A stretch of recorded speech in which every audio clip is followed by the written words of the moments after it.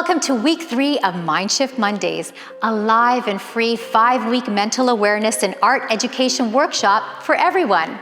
This is a collaboration between the Gray Matter Museum of Art in Newport Beach and the Institute of Neuroinnovation based in Santa Monica. Both nonprofits, GMMA and I&I, joined forces to educate us on how art improves our mental health. National Mental Awareness Month in May focuses on bringing tools, resources, and education to everyone. May is a time to raise awareness of those living with mental or behavioral health issues and help reduce the stigma so many people experience. While we focus on our physical well-being, we often forget to take stock of our mental and emotional needs. It's an ongoing daily process to achieve optimal mental health.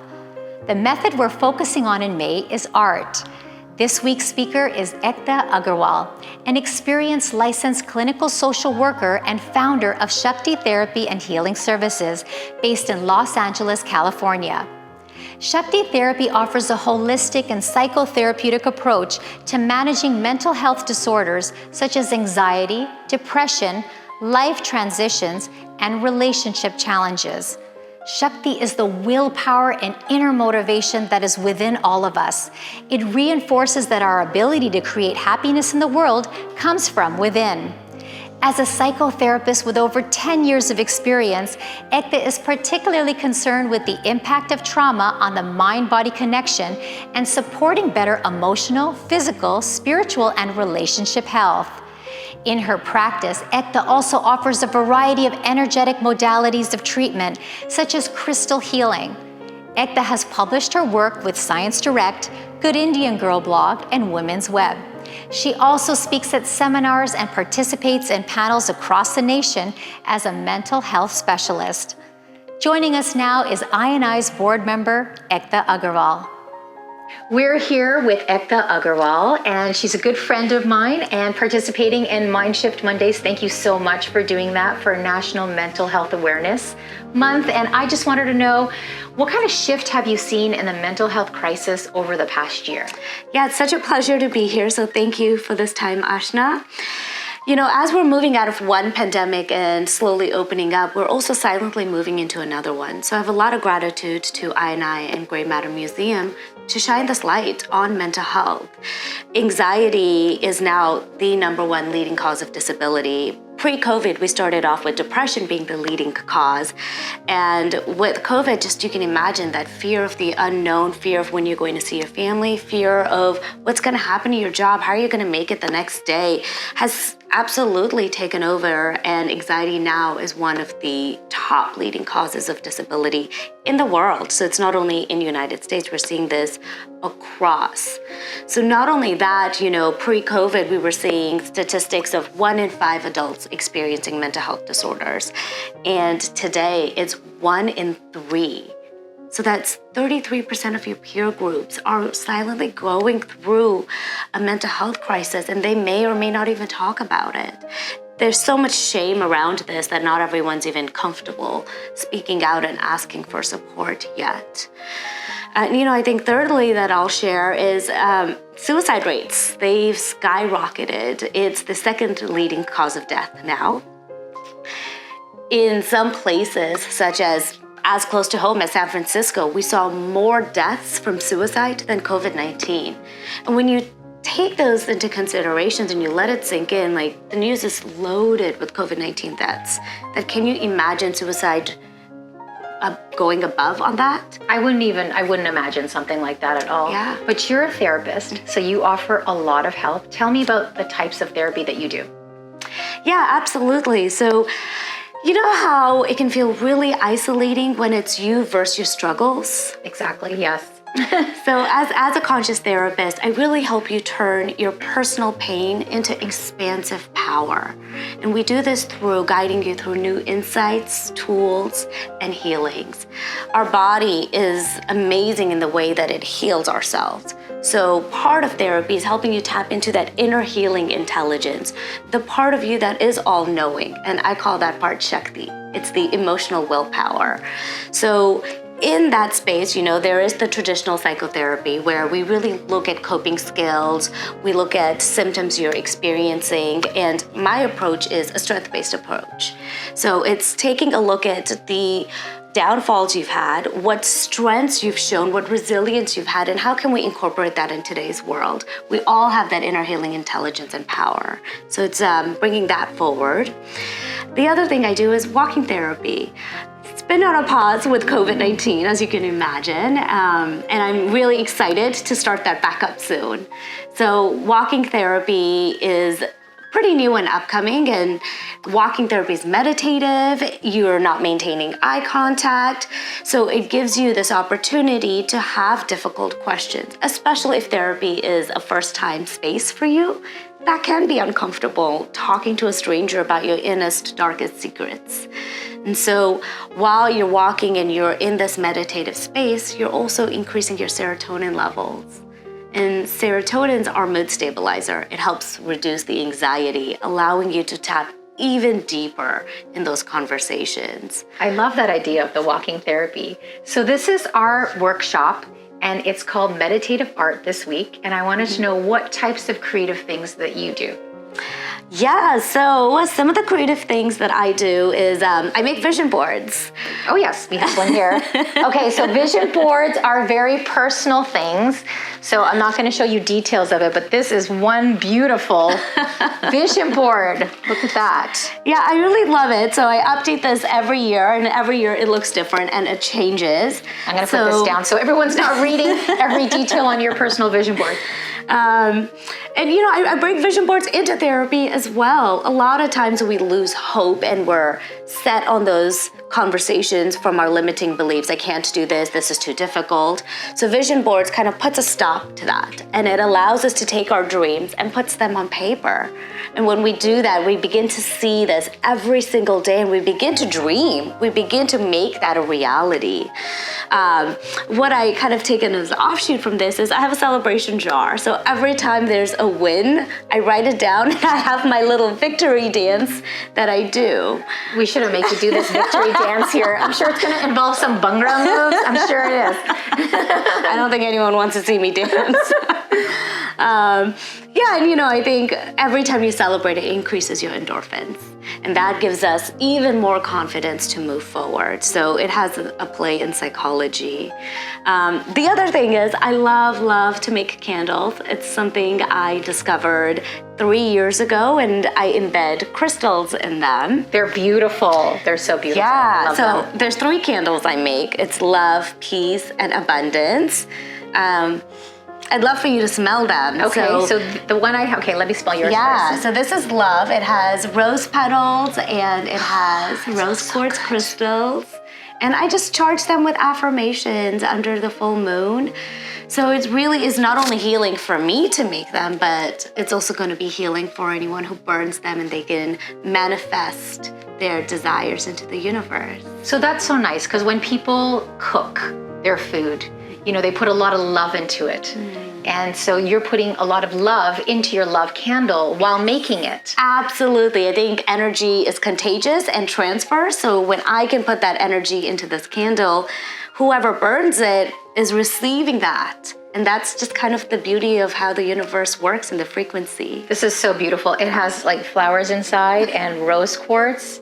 This is really, really nice. Thank you. I love it. I love it. Okay, tell me about the next candle. Yeah, so here we go. So this one is peace. So peace is actually made just with essential oils.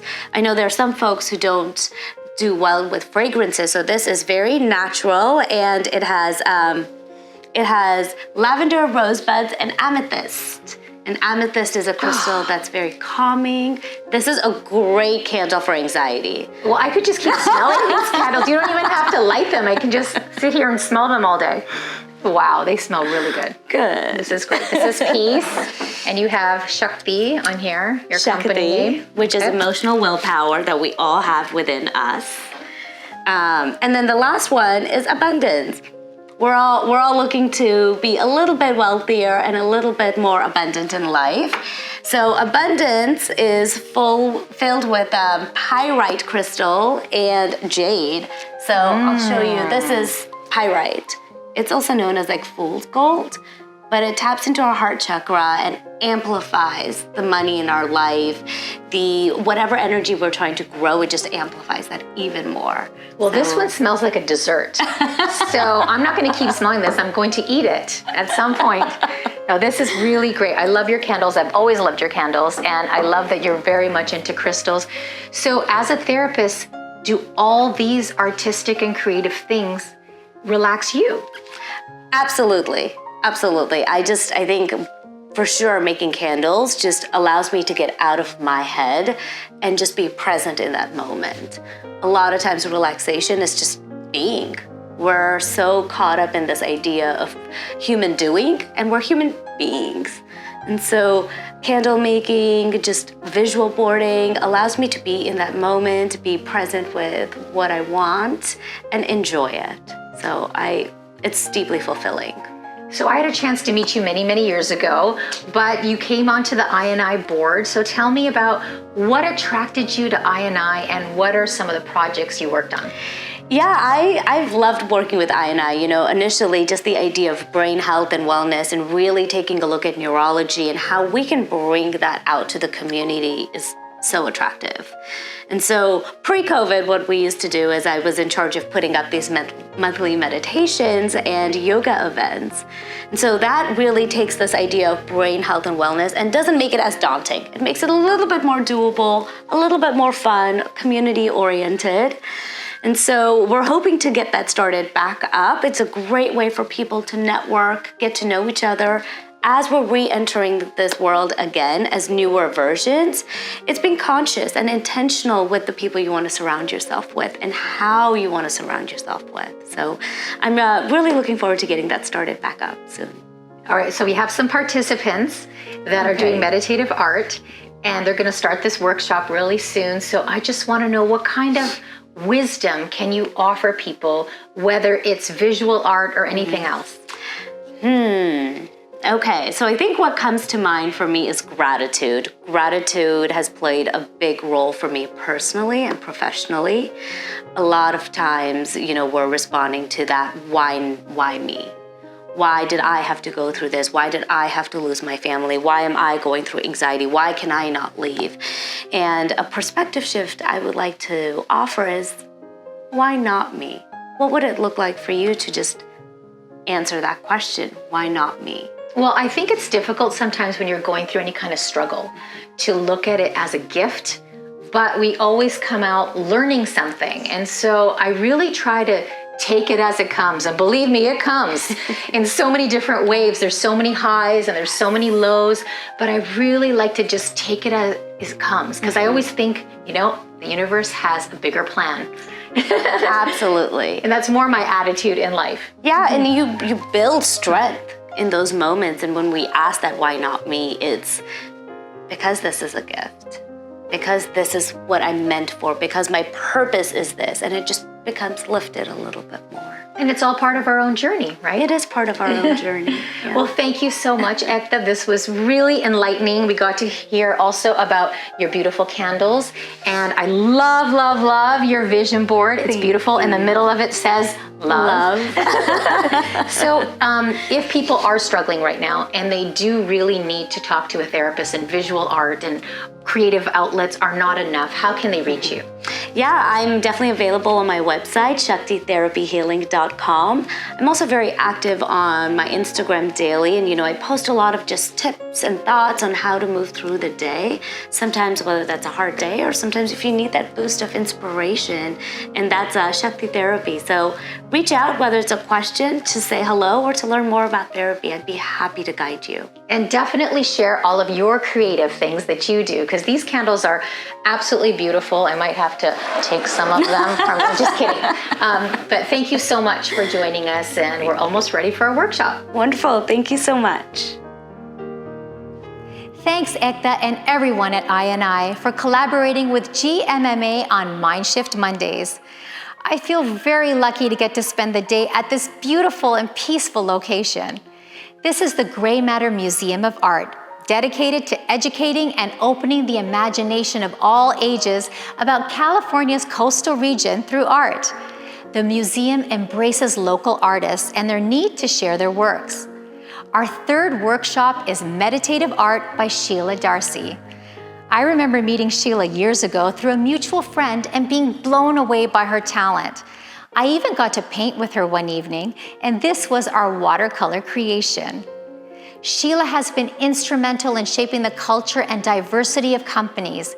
She is a strong advocate for women's leadership and empowerment across organizations.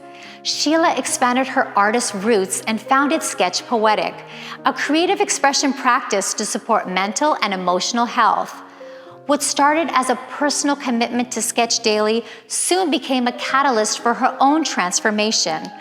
It also led Sheila to a greater purpose of elevating art as a tool for self-reflection, self-care, and healing.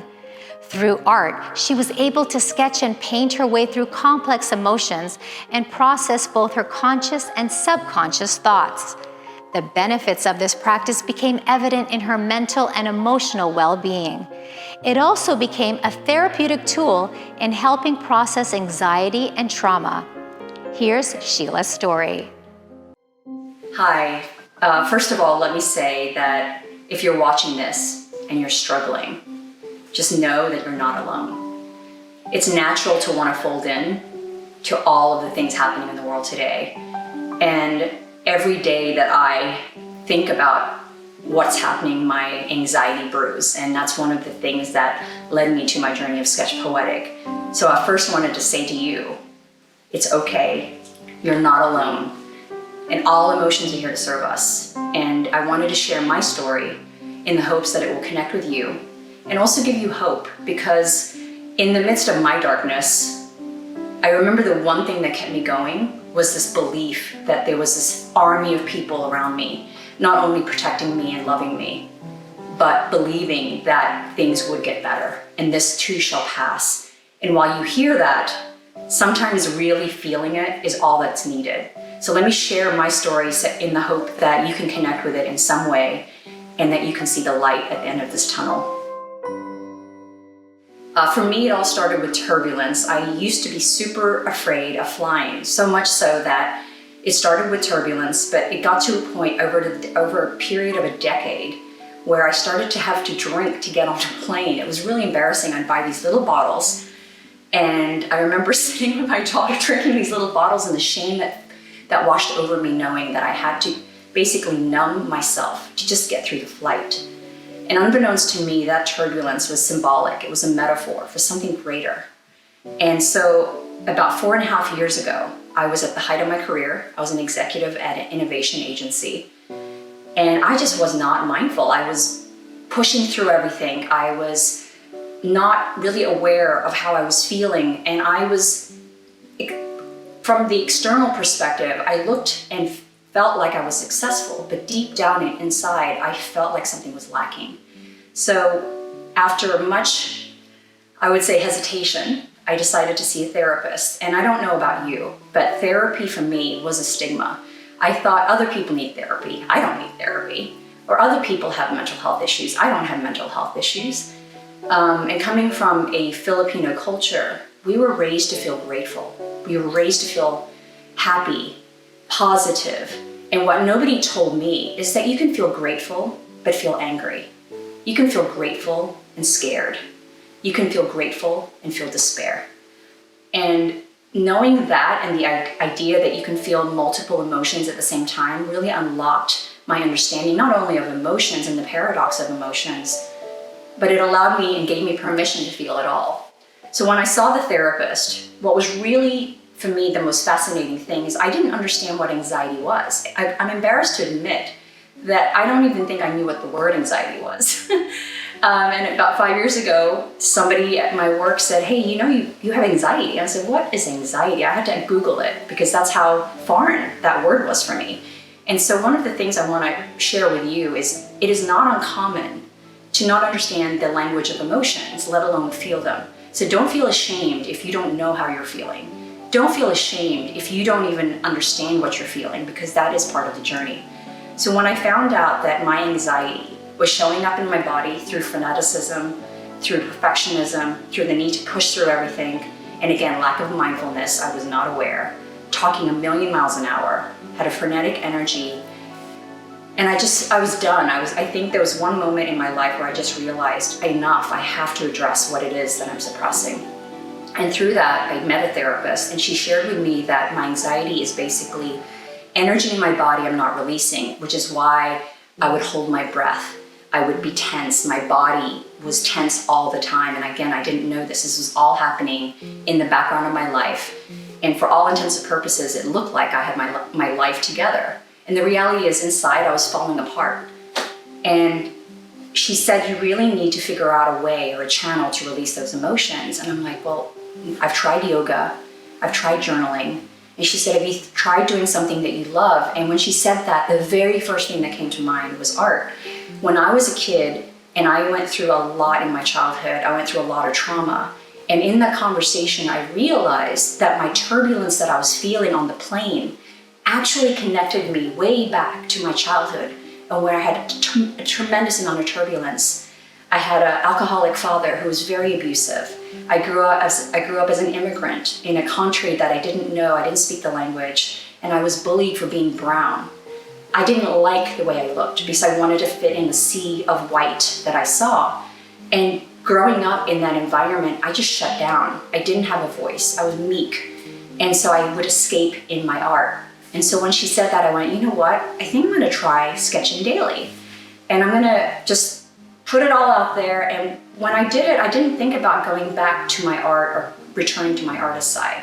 What I was really looking for is a way to connect with my emotions. So the way I did it is an art. And so one of the things I wanna make sure you understand is I didn't do it to create art. I did it to release all the emotions that were brewing inside of me. And at the time, I didn't even know what those were. So the way I pictured it is my pen in my hand, the energy inside. So I would do a body scan, much like you would do at yoga or even breath work. And I would scan my body and I would think about all the places those emotions could be stuck.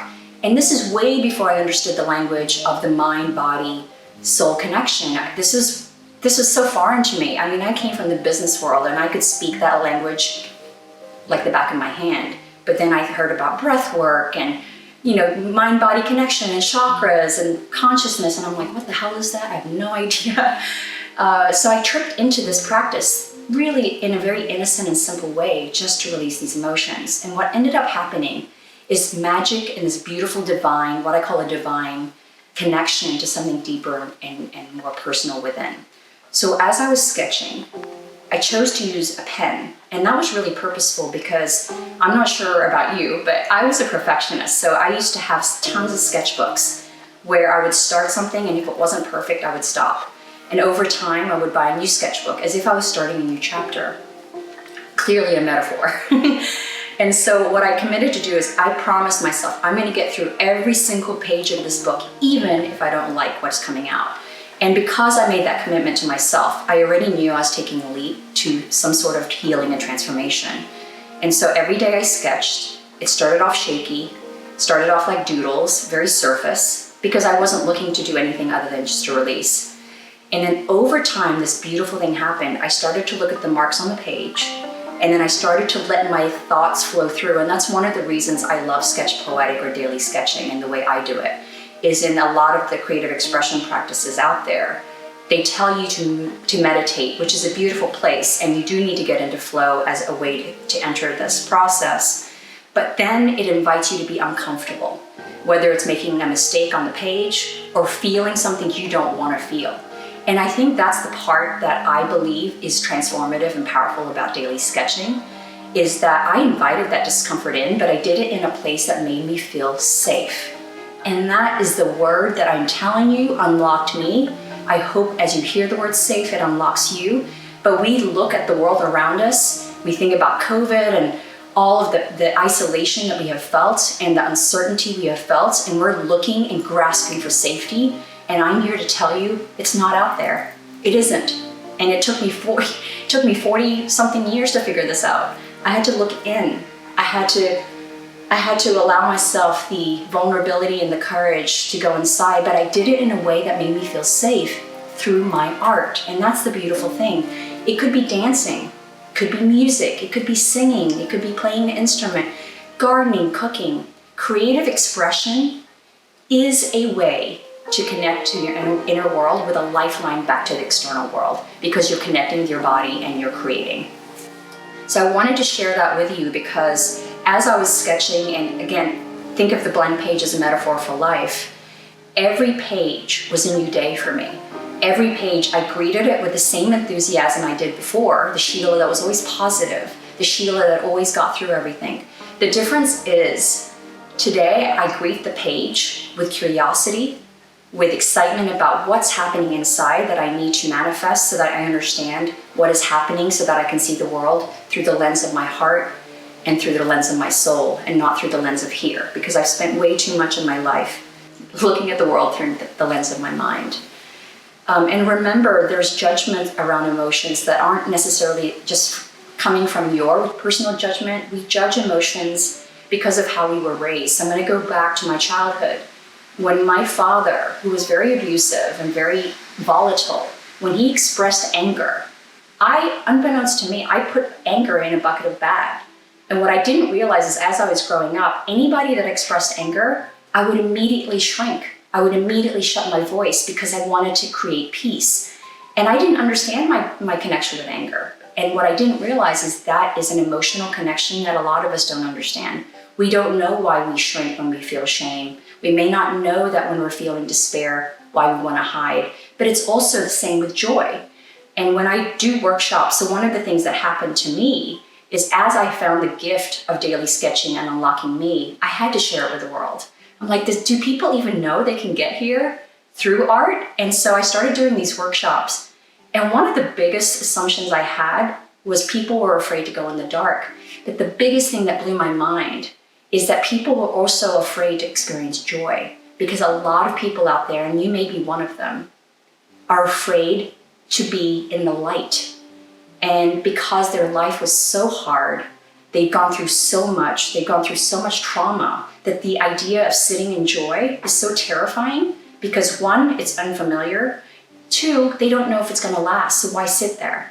And that to me was so mind-blowing and eye-opening, because I realized when I went in my own darkness, I had that moment where I'm like, oh, do I sit in the joy? Do I sit in the light? So again, I want to emphasize this. All emotions are here to guide you. Every emotion, no matter what it is not good or bad or indifferent. It is there to serve a purpose. And if you can listen and be in stillness and really pay attention to what it's trying to tell you, it will unlock a side of yourself that is going to completely change your life. And one of the things that I wanted to end with here is transformation is a powerful word. You know, everyone talks about transformation in the business world. But what nobody told me, and I'm telling you, there is incredible power in transforming in the stillness. You don't have to be doing anything. You don't have to be, defining guideposts for yourself every single day. Sometimes just being able to survive, being able to look at yourself in the mirror and not hate the reflection coming back at you. Sometimes it's a simple thing of just being there and enjoying what you have around you. And I'm not talking about gratitude. I'm talking about the awareness that everything around us is here and we're a part of it. So we're all connected. And I think that's the thing that I want everyone to understand, that daily sketching, what it did for me is it allowed me to fold in, but in a way that made me feel safe. But the irony of all ironies is it allowed me to feel so connected to something greater than myself. So what I realized is I was having a crisis of faith. I was having a crisis of my own understanding of my purpose and mission in life. And what ended up happening is Sketch Poetic was and has become my mission. It is my purpose to bring this tool out to the world. And I hope that one day, and right now I'm writing a book about it and how to help you through the process of daily sketching, that you pick up that book or you come to one of my workshops or you connect with me in some way, shape, or form, and we will do it together, because I'm here to support and help others find the way to where it guided me. So I want to say thank you so much for listening to my story. I hope that you took something away, and I'm just honored to have had the opportunity to share it with you. Thank you. Sheila, thank you for sharing your story and for showing us how daily sketching can quiet the mind and spark the childlike curiosity we often lose in our busy lives. It has become Sheila's mission to share this practice with the world and to help others find their own way. Let's go live with Sheila Darcy and the Director of Development at GMMA, Teresa Morris. Hello, everybody. Welcome to day 3 of Mindshift Mondays. And I want to introduce myself as Teresa Morris. I'm the Director of Development at the Gray Matter Museum of Art, and I am lucky enough to be here today with Sheila Darcy. Thank you for being here very much. Thank you. Thanks for having me. I'm excited. Yay! And we're gonna walk through one of Sheila's workshops today, which she has created on her own and is sharing with us all today to look at ways that sketching and daily practices in art can bring mindful practices into all of our lives. So I'm going to go ahead and start the presentation here. All right, day 3, Meditative Art.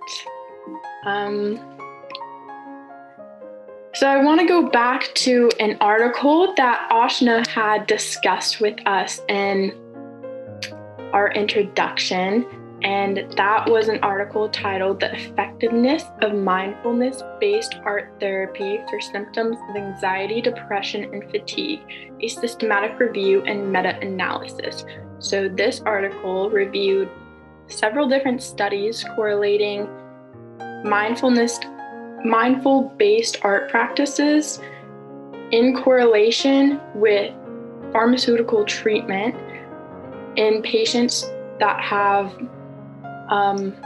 mental health issues like anxiety, depression, fatigue, even physical functioning and social functioning. And they paired mindfulness-based art practices with regular treatment as far as pharmaceuticals go, and they really found that it helped patients relieve some of their symptoms. And it kind of talks about how in pairing these two types of healing practices together, that the benefits are greater than just pharmaceutical treatments. And I think it just kind of brings awareness to the point that there are several different ways to approach health and seek out healing in different ways that are unconventional.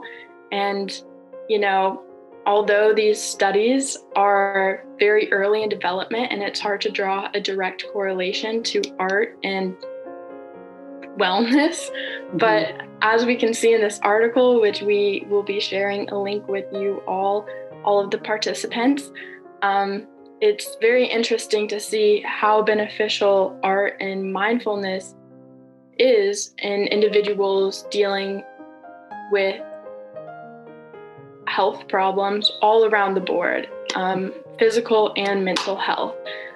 And I know, Sheila, in your practices, you have probably experienced some of the mental health and physical health benefits of practicing art in a very dedicated way. And if you want to comment on any of these talking points, please add. I'd be happy to. Thanks, Teresa. You did great. I just wanted to comment on, there's actually a few words in this article that really speak to me and what Sketch Poetic is about. And this idea of mindfulness practice being a mental health practice. But if you look at the article and what it's saying, is it's really an embodied practice. So when I think of daily sketching, I don't think daily sketching as a practice that goes from my wrist down. It's an entire embodied practice. So it's paying attention to my breath. It's paying attention to my body and where the aches and pains are and where I may be storing energy. It's paying attention to my thoughts and my emotions, which is mental health and the brain health. So for me, Sketch Poetic was really an introduction to the whole wellness of my entire being. So it's the mind, body, spirit connection. So I really love that aspect. And then the second thing is, and I shared this in my previous story, but this really was a way for me to process and explore my anxiety. And the word explore is not a word you often hear when you think about mental health. Most people think I need to fix my mental health. I need to overcome my mental health. And part of the reason I love daily sketching and art therapy in general, I don't consider myself an art therapist. However, what I am doing is art therapy, is that it is a playful and a curious way to explore really deep and heavy emotions. You don't think of play and imagination and creativity when you think about heaviness and shadowed work and all of these things that this practice does. So what I really love about it is mindfulness. And when I think of mindfulness, it's being in the moment, being present in whatever is happening in this moment. And that's really what the daily sketching invites you to do. Right. I can understand how mindfulness practices carry over to art, but even furthermore into life and a lot of activities that we all, are part of during our days, and just taking that extra step towards consciousness and what you're doing and how you're doing it. And it is so rewarding. And I know personally with yoga, that it has taught me a bit about mindfulness. And when you correlate that with art, the rewards are just overwhelming, I would assume. And Absolutely. It is, and it's so interesting. Yoga is a great example of a mindfulness practice that gets you into your body. And that's just one example. Creative expression, I call it creative expression, is another way to get into your body. You might not think it does, but like I said, if you think of art as an embodied practice and not just in your head and in your hands, you really can tap into the greater transformation you can experience from it. Yes, you can. And I'm excited to take a closer look at your workshops and all of this good stuff that we're going to talk more about. So I'm going to personally stop sharing my screen and we're going to transition over to Sheila's workshop. Yeah, I'm really just to take a moment and say thank you for this opportunity. This is my purpose. I didn't know that this would come into my life when it did, but when it did enter my life, it transformed me in ways I could never have understood. And part of it was really trying to share this tool to help others. And how you find your way to this tool and what you do with it is really up to you. You do all the work. I don't claim to heal or transform people's lives. What I do know, though, is this tool helped me. So I'm hoping that it will do the same for you. So on that note, beautifully said. Thank you. All right. So what does it mean to sketch poetic? When I think about the idea of sketching, it can be an intimidating thing. Let's just call that out. The idea of a pen and paper, it's scary. And that's the reason I loved it, is because to me, art is a metaphor. Anybody that has ever created art, and I don't think you have to be an artist to be a creator. We create in the margins of our lives every day. And basically, the idea is to be uncomfortable, but in a way that creates this beautiful container for it. So the very first thing I want to talk about, you've already touched on a lot of this, Teresa, so I don't want to over exaggerate any specific points, but really there's three aspects of sketch poetic that's really important. Now, where you sit in all three circles is dependent on where you are in life, dependent on where you are in your emotional health and mental health journey. It's also dependent on where you are as a creative in your head, meaning, are you an artist or not artist? And even if you are an artist, do you consider yourself an artist? There's so many, and I know you're not in your head, but anybody that's ever talked to a creator, we have these hang-ups and these stigmas around art, just as we do with mental health. So the first one we talked about already, flow and meditation. Flow is a word that's used a lot in business world, in health and wellness. But basically, when you create, you get into flow if you allow yourself to surrender to the process. But then the other part, the other circle that I'm talking about is play and imagination. And one of the points I'd like to make is somebody asked me the other day, do you ever see yourself writing a book for kids? Because I've written a book for adults. And I said, what's really funny? I don't think kids need a book. Kids know how to naturally play, and they know how to naturally imagine this world. What happens is, as we get older, we get conditioned. We start to focus more on what the external world sees, how they see us, and the expectations set on us. And we actually lose the ability to play. And I can speak for myself as a mom, a working mom. I think play was something that I had to do. It wasn't a state of being, right? And so what ended up happening is, as I sketched, I really just started to play and play in all the ways you can play when you create. So play and imagination is really just tapping into your childlike self. And that in itself is super healing, Teresa. I think if we can just all relax and play and become who we were as children, that in itself to me is a very healing and transformative act. And then the last circle, which is the one that I would say sometimes takes time, and sometimes people never get there, and that's okay. Meaning that if you only do the flow and meditation, and if you only do play and imagination, there is a healing component to it. But for me, because I experienced trauma in my childhood, awareness and release was where I found the greatest transformation. And what that simply means is when you are sketching, when you're creating marks on the page, there's sight, right? That's happening. You're seeing the marks. But the insight happens when you can step back, and you use the word consciousness, Teresa, and that's the perfect word. For me, when I did the daily sketching, what was transformative is when I started to see beyond the marks, and I started to rise above my thoughts and the marks I was making. And I started to kind of just watch it like a current. Like I could see the marks I was making, and I could hear the judgments and the criticisms, and I could hear all of the ways I would try to fix the marks because I didn't like the way it looked, and all of these thoughts. And what ended up happening is I started to rise above it, and I became aware. Now, the key is there's nothing to do. Just being aware of these thoughts and not judging and criticizing it, but just letting it flow through is the release, is the healing. So that is what it means to sketch poetic in the core sense of it. Now, what is going to happen is as you sketch daily, the act is very simple. And I say simple, we'll walk through how to do it, Teresa, together. But really what is going to happen if you allow yourself to let go to it is you are going to recall thoughts, emotions, memories, and experiences from your subconscious and unconscious. And being aware of it brings it to your conscious field. Now, the thing is, this is actually happening in our daily lives. You might be driving, taking a walk, and a thought pops into your head. An image of a person comes into your mind, right? And guess what we do? We push it away because we're trying to live our lives. And what this moment of stillness does is it says, hey, that person popped up for a reason. That memory popped up for a reason. Your unconscious and subconscious wants you to engage with it. But for whatever reason, whether it's fear, whether it's we don't have the time, whether we're ready to confront that, we push it away. So sketching actually gives you a safe container to explore that. So that's why it's such a reflective and healing act.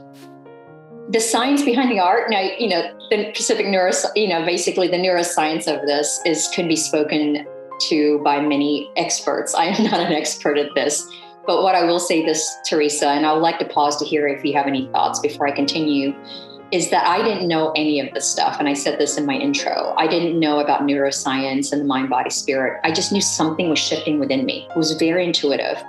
And what ended up happening is I explored and I did some research and I realized, oh my God, there's a whole neuroplasticity consciousness happening. And this is what's happening is basically I was only using like 5 to 10% of my mind on a daily basis. But there was all this stuff in the 80 to 90% that I was not conscious of. And so the more I brought it to my conscious field, it allowed me to really better understand myself. And not only that, but to have compassion for who I was. So I wanted to pause there and I still have more slides, but I'd love to hear any thoughts that's coming to your mind. It's a fascinating sensation as an individual to be drawn to something and to realize it's affecting you in such a powerful way, whether it's physical activity, yoga, drawing, knitting, any sort of expression, and then to look at the brain science behind it, which is what we're doing in this workshop, it just encourages you more to pursue these activities and realize that there are scientific benefits and real physical reactions happening within yourself. And on the prior slides, when you were talking about imagination and play and getting in touch with those childlike sensations and feelings, I think it really is something that all of us lose touch with over time. And that is such a important skill to have, is to kind of let go. And I know in yoga, there's a real emphasis on not being perfect, and it's your practice. It's no one else's. Like if you fall out of a pose, if you can't touch your toes, it's okay, because it's supposed to be fun, and you're not supposed to be putting an extra burden on yourself to be perfect and to be a master artist or Yes. what have you, Exactly. And to lose touch with that side of life and to regain touch with a simpler, fun, more lighthearted view and experience of your actions is so rewarding, and it really is a life skill, I feel, and I'm glad that we're working towards that in this workshop. Yeah, it's so powerful. I love that you use knitting. I hope that people take away that art to me is creative expression. I'm an advocate for every form of creative expression: music, performing, spoken word, poetry, writing. The most common ones are writing and visual arts, but knitting and gardening and culinary arts, people use cooking as their way to express. But what I don't think we're talking about enough, and I do think it's happening, which is great, including this type of event, is that we are bringing creative expression to the forefront. So it will become synonymous with yoga and meditation. This yoga and meditation were what I call the initial waves of meditative healing arts. But now I do believe creative expression in the truest form will become the next wave. And that's kind of what my sketch behind me is about, is these tsunami waves of movement in the health and wellness space. So I believe I'm one of the many people out there speaking about this, and I'm proud to be a part of it. Thank you. Thank you for talking about it. And yeah, I mean, isn't it exciting? And the thing is, we are all creators. I know that there's this hang up around art, and that's probably why I'm so passionate about it, even though I was a gifted artist, and I put that in quotes because I was clearly given a gift, but I neglected it for 20 years. And so I never went back to it thinking I wanted to become an artist again. I wanted to resolve the anxiety that was happening within. And I also knew deep down, and this is the unconscious part, that I needed to process past traumas that I had been avoiding all my life, which is why it really did change my life. Now let's talk about this, because you used the word perfectionism, which is something that I had struggled with my entire life. Judgment and control. And I'm a recovering control freak. I say recovering because I don't think you're ever fully healed. I think healing is a lifelong journey, because for me, it is a spiritual journey, right? And that's what makes us human. Just when you think you've resolved something happens in your life and you're like, oh, okay, clearly I have not fully resolved that. So if we can come into a situation with that understanding that it's not about being healed with an ED, but that's a healing journey. So the reason I chose a pen was very purposeful. People always ask me, can I draw with a pencil? And I say, yes, you could. But the thing is, you're not allowing yourself to see the metaphor of what this practice can do. There is a permanence in the ink that will create a lot of discomfort. Once you make a mark, you can't undo it. And that's what happens in life, right? Once I say something, once I do something, I can't unsay it or undo it. It is what it is. Now the choice is ours to sit in that discomfort and find, and this is the part that's really important, is on the right column. You can either control it, judge it, criticize it, or perfect it. By the way, there's a lot more on that list. That just happens to be my list. I'm sure other people have their list. But the beauty is, and we've all seen the universal sign of the yin and yang. What's really cool about this is that it's actually the existence of both where I found the healing. It's not like I said, Teresa, I'm going to stop being controlling, judgment, and criticism and stop being a perfectionist. That would have been a very extreme and certainly an intimidating proposition. What I did want to find, though, is trust, acceptance, and surrender, and freedom in knowing that I have these tenets and traits. And guess what happened? The more I sketched, the more I surrendered and gracefully found acceptance in the marks that I made. And I started to become less judgmental, less critical. And I started to be less attached to the outcome and more attached to the process, which, by the way, again, if you treat it as a metaphor for life, what was happening on paper was happening. And I started seeing it reflecting in my external world. So that's one of my mantras. There's nothing happening on paper that isn't happening in my life. So when I first started, all of the stuff I was doing in my life. But then I started to find stillness and peace and forgiveness and acceptance. And guess what? I started seeing it happen in my life. That's why this practice is so profound. Did any of that resonate with you? Yeah, I mean, becoming less attached to the outcome. Yeah. And I think you said more attached to the process. Yes, that is exactly what this practice is about.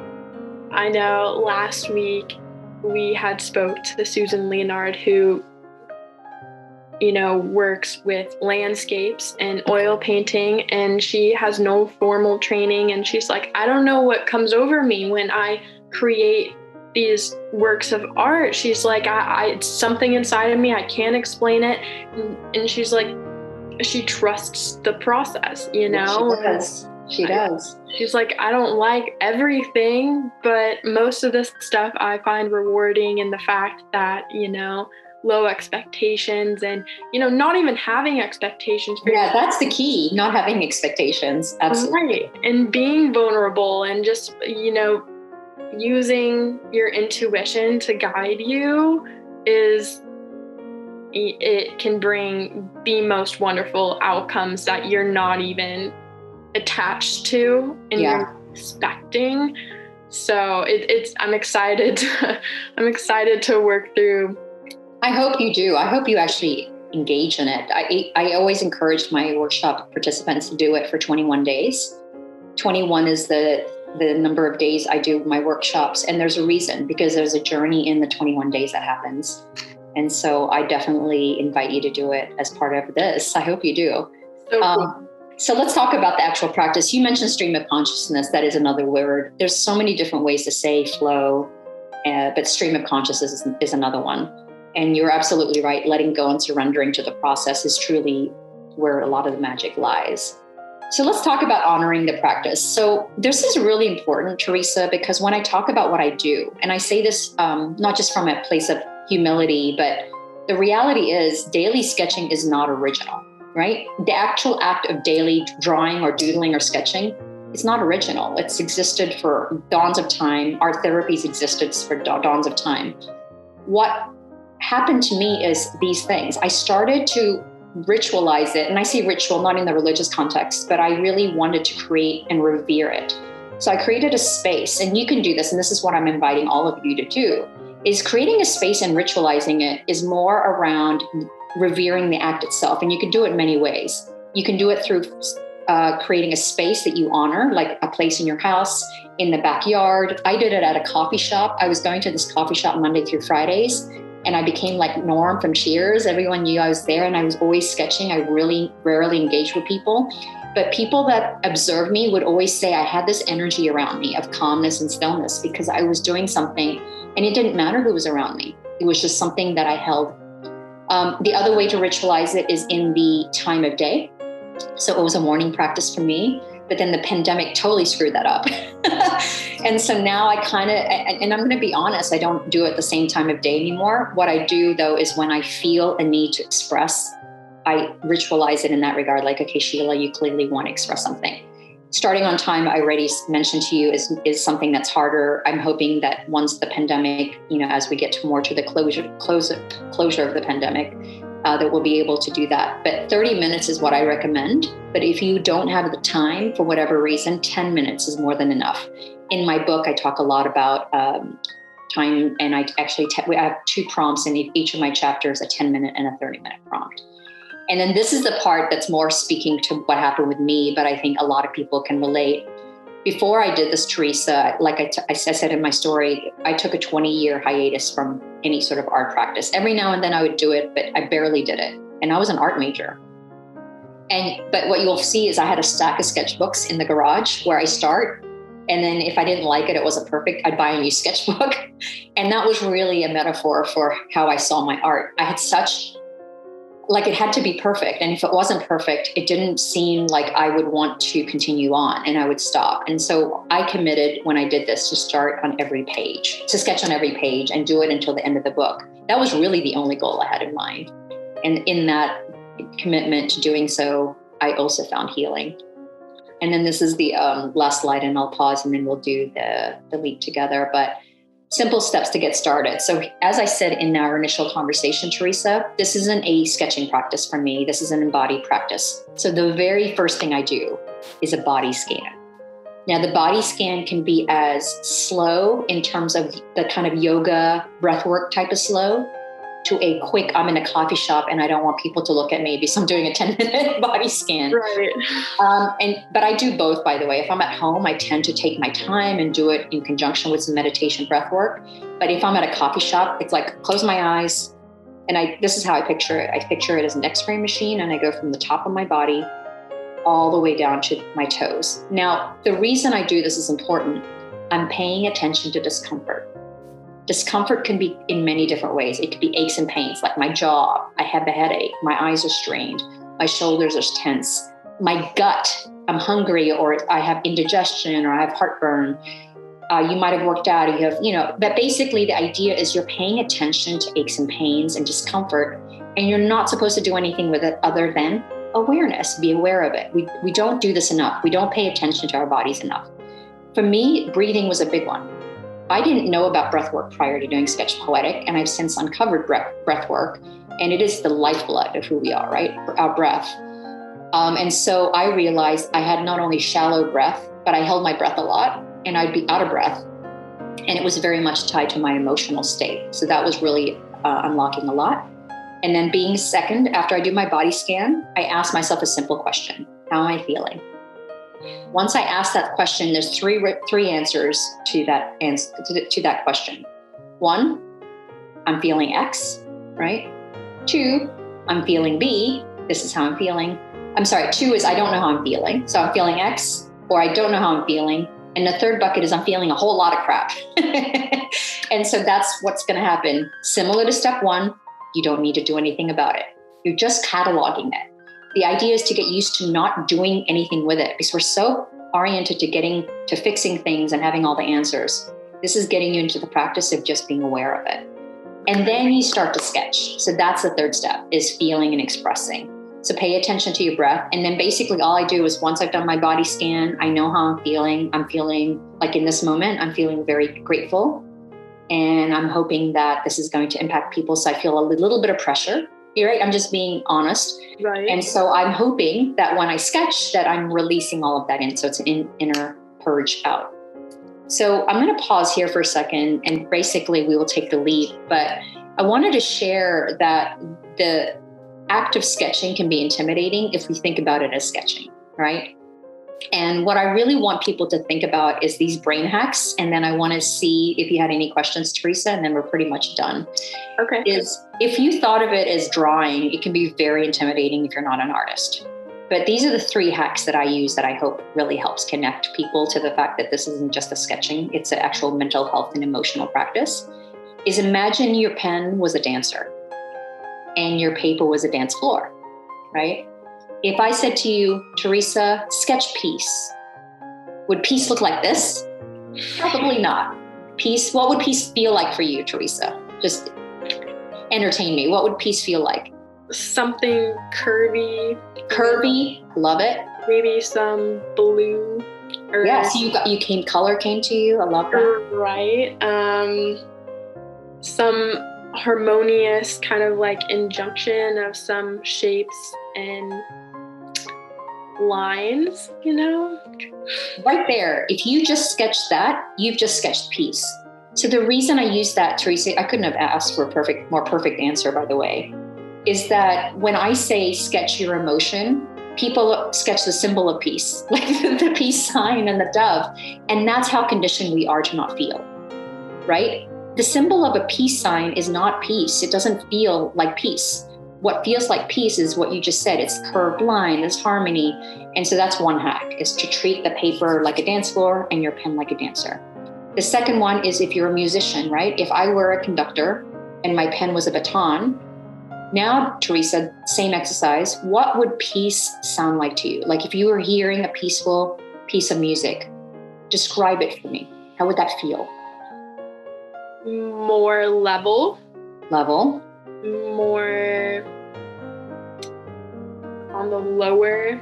Lower, I love that. Lower sounds. I don't know. What about the rhythm? What about the pacing of the music? What do you think it would feel like? Nothing too chaotic.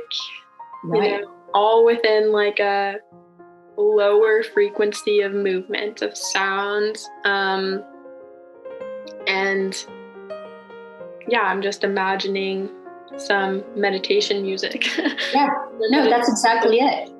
So do you see how we're not even sketching, but when you were talking, and I guarantee you people listening in, you can visualize what Teresa just said. Like I could see what you were describing. That's what I'm doing on paper. I'm basically emoting the feeling, but I'm also thinking of it as a purge. I'm like getting it out of me.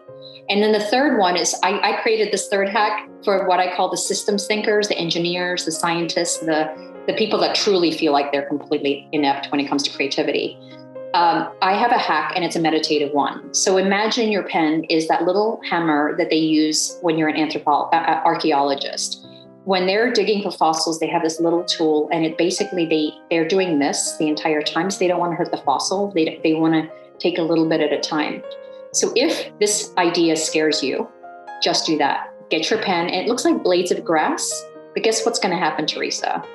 Something will show up for you. It's like looking at a cloud. If you do it enough, you're going to see something. Like you might see a monkey, or you might see a heart, you might see a tree, and then go with that feeling. Sketch the tree, sketch the monkey, whatever.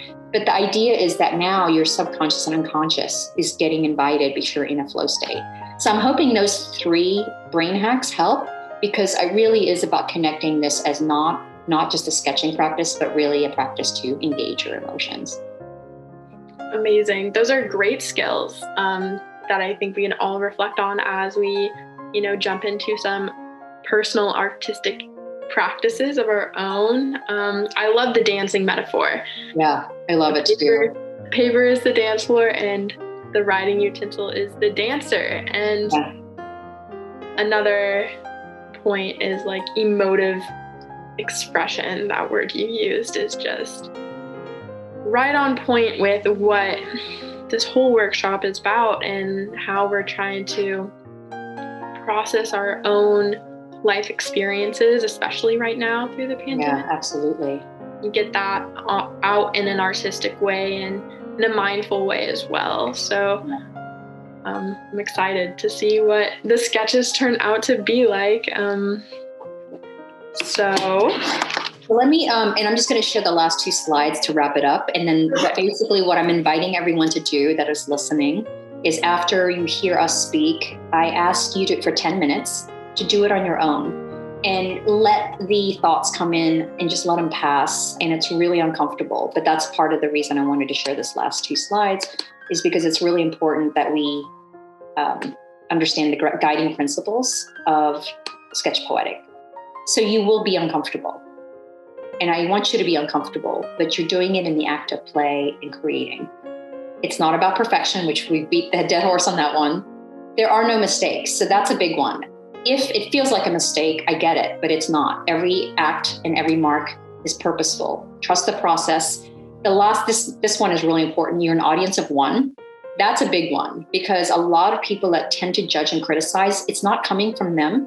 It's often coming from an art teacher in 5th grade, a parent that doesn't think art's worthy to be pursued, a spouse that, for whatever reason, doesn't think art is a good hobby. There's all different reasons, or just our own inner critic. But a lot of times the audience is not us. It's somebody else we have in mind. It could be an art gallery, whatever it is.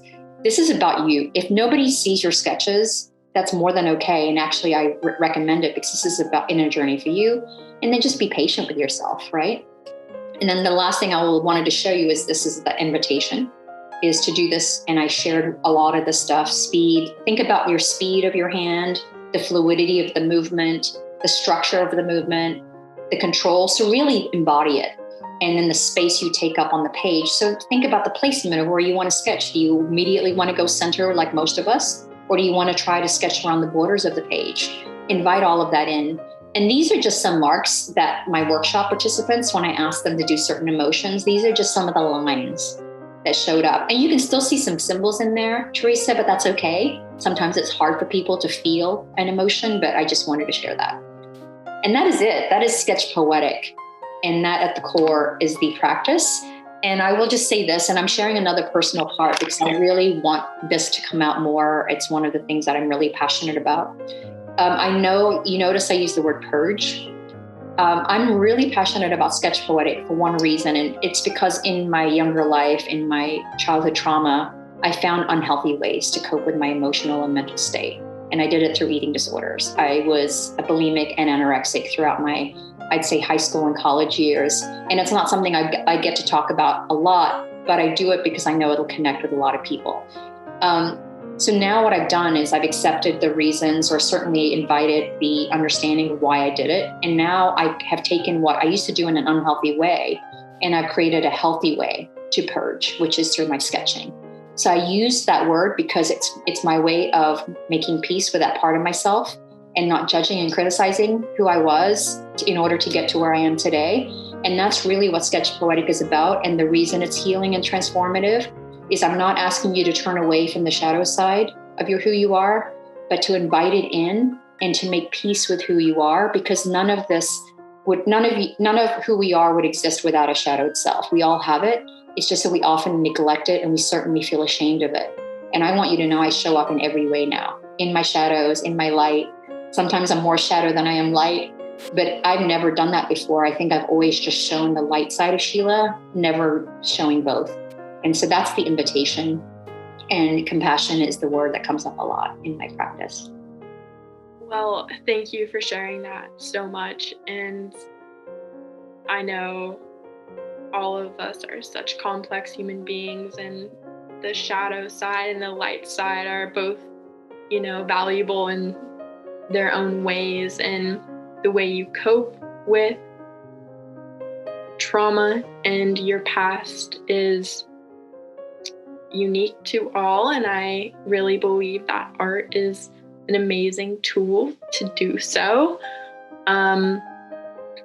And I just want to thank you for sharing your personal experiences. And I just want to say to all of the participants that, no one is alone in this world. And the struggles that we have all experienced have been felt or can be understood by others. And we talked about this in a prior workshop that, art is a silent language. And it's so powerful in that way that, sometimes if you don't want to talk about it, you can turn to art and still process your past in a very healthy and rewarding way that will not only hopefully improve your mental and physical health, but also help you in your future self. And thank you. Beautifully said, Teresa. I love that. And thank you so much for reflecting all that back to me as well. Yeah, thank you for sharing all of your amazing skills and experiences. And again, Sheila has a website and has a whole Sketch Poetic community that I really would encourage all participants to check out. Yeah, absolutely. And my biggest thing, my hope is my book's coming out at the end of the year called Sketch by Sketch. And it is basically my way of scaling because I can't do enough workshops to reach everyone. And so the book is really my way of being with the person in the most intimate way, but allowing them to go through this journey in their own time and at their own pace. It's very self-guided. And so I hope that if this resonates with you and you want to go deeper, that book is available on pre-order. It's not coming out till December though, unfortunately, but everything happens in its divine time, and I trust all of it. So thank you so much for having me. I really enjoyed it. You're so welcome. Thank you, Sheila, for coming, and we shall be talking soon. Yes. Good luck, everyone. Enjoy it. And if you have any questions, do not hesitate to reach out to me. I'm here. Thanks, Sheila and Teresa. I hope all of you enjoyed our third art workshop. These are free workshops for everyone, so please let your family, friends, and network know about Mindshift Mondays. We go live every Monday in May from 6 to 8 p.m. PST for Mental Health Awareness Month. If you'd like to connect with Sheila Darcy directly, please visit our website at sheiladarcy.com and follow her on Instagram at Sketch Poetic. Sheila also has a book published by Macmillan St. Martin's Press called Sketch by Sketch, The Creative Path to Emotional Healing and Transformation, to be released this fall. And if you'd like to connect with Ekta Agarwal, visit ShaktiTherapyHealing.com and follow her on Instagram at Shakti Therapy.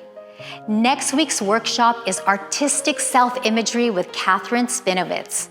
Catherine is a phenomenal artist. She's drawn to the calming, earthy tones and the simple distraction of every brushstroke. Catherine was diagnosed with lupus as a young mom and wife, and she has found that through her art, she can take control of her pain and channel it to beauty. Catherine is an Orange County-based artist who adores her family and spends as much time as possible with them unplugged in nature. Originally from the East Coast, the former New York model and makeup artist spent her life working in fashion. Growing up in a creative family, she has always had musical and visual influences. But it wasn't until she became bedridden during her lupus flare-ups that she realized her true potential. And also joining us next week is Dr. Jared Ament, a neurosurgeon specializing in complex and minimally invasive brain and spine surgery using the latest technologies, including neuronavigation and robotics. Dr. Ament focuses on the management of spinal deformity, degenerative spine diseases, brain and spine tumors, and facial pain spasm syndromes. He's the president and founder of Neuronomics, a professional corporation specializing in cost-effective analysis and neurosciences. And he serves on the advisory boards for the Institute of Neuroinnovation, also known as I&I, and Neurovella Inc. We truly appreciate your support, and we'd love to hear from you. Please check out the Gray Matter Museum at gmmaca.org and follow them on Instagram at gray_matter_museum. And find out more about the Institute of Neuroinnovation at inifoundation.org and follow them on Instagram at inifoundation. Remember, you're more precious to this world than you'll ever know. I'm Aashna, and we'll see you next Monday at 6 p.m. Pacific Standard Time for Mindshift Mondays.